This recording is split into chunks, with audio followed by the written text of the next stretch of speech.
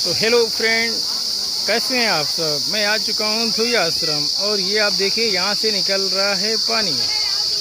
और यही पानी इस गड्ढे में इकट्ठा होता है। गड्ढा नहीं बोल सकते, सॉरी, ये कुआं सा बनाया गया है और इसमें ये नाली से पानी जा रहा है। आगे यही नदी का रूप ले लेती है।